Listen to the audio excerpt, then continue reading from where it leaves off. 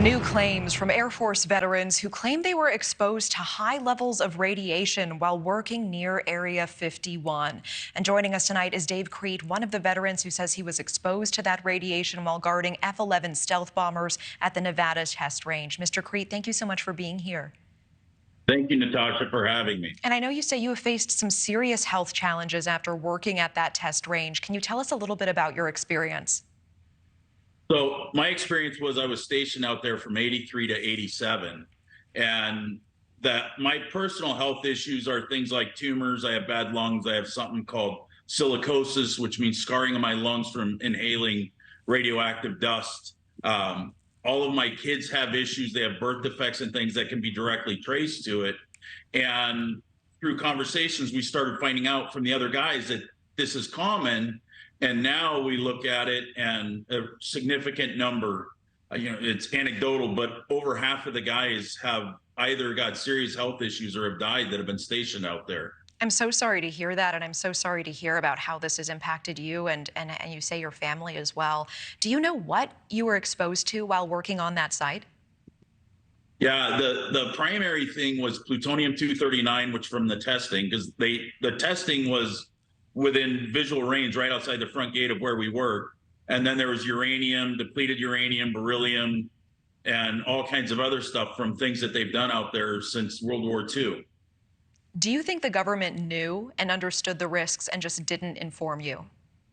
No, they absolutely knew. I have a government report that was written in 1975.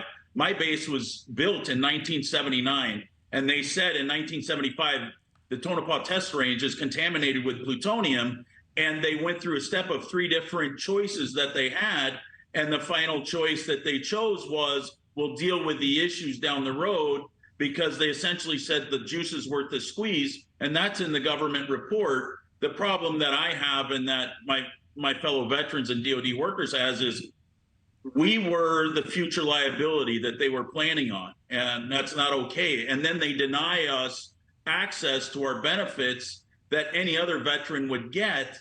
But to this day, they still say that we were never there. And I understand that you're suing, hoping to be compensated for medical bills, not just for yourself, but for all of these veterans who are now saying they're suffering these issues. What do you want to see change when it comes to how veterans are taken care of after their service in this country?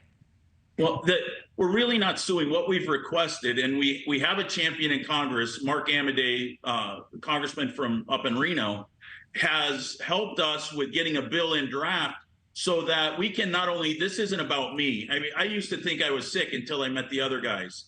And it's about making sure that if the government decided it was okay to poison thousands of guys and their families, well, then they need to step up and take care of those guys. Because we have, like on our website, which is theinvisiblenemy.org, we have a running memorial that I started less than 6 months ago. And last night, the 245th guy died. That isn't okay. It is not okay. And Dave, I see now and understand this is federal legislation that will be introduced, and hopefully it will get bipartisan support to put some financial support behind the veterans who are suffering. Dave, final question. What is the emotion behind this for you? I mean, you served this country. What do you feel about this? I'm proud. Everybody who worked out there is proud of what we did. What we did was unique. It was incredible.